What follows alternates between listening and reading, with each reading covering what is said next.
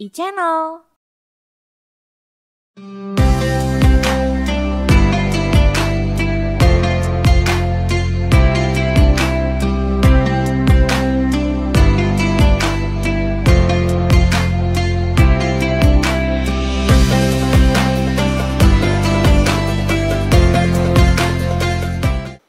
Alhamdulillahilladzi arsala rasulahu bil huda wa dinil haq liyudhhirahu 'ala dini kulli wa kafa billahi syahida.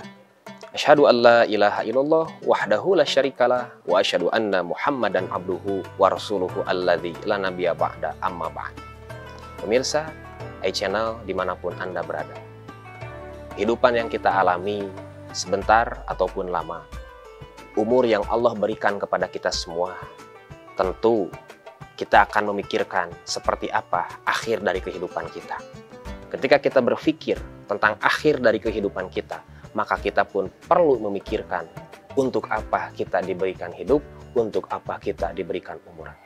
Allah Subhanahu wa Ta'ala dalam surah Az-Zariyat ayat 56 berfirman, A'udzubillahi minasyaitonirrajim.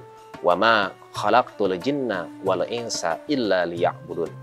Kata Allah, tidaklah aku menciptakan manusia dan jin, melainkan untuk beribadah.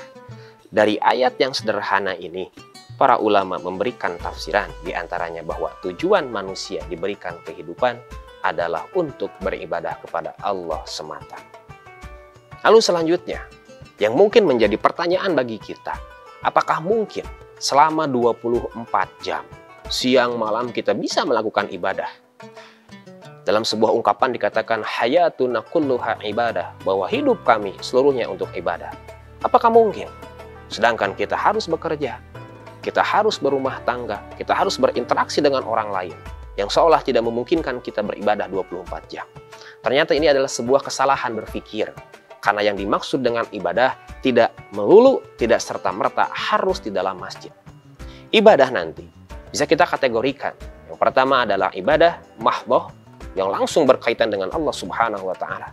Yang kedua adalah ibadah ghair mahdhah, yang tidak langsung berkaitan dengan Allah, yakni memerlukan interaksi dengan sesama manusia ataupun sesama makhluk.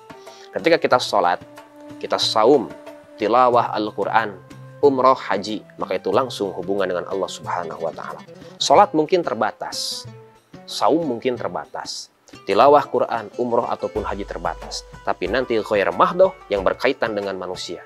Kalau kita memiliki akhlak, perangai yang baik terhadap keluarga, terhadap anak, suami, istri, pasangan, teman-teman, dan kerabat, tentu ini akan bernilai pahala.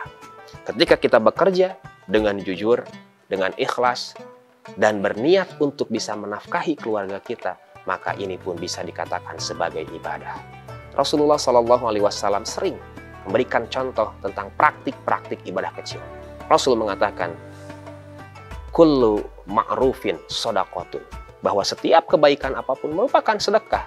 Sampai Rasul pernah merinci, orang yang menunjukkan jalan bagi orang yang bertanya, itu sebuah sedekah. Orang yang menghilangkan gangguan, duri di jalanan adalah sedekah. Orang yang memberikan boncengan kepada orang lain adalah sedekah.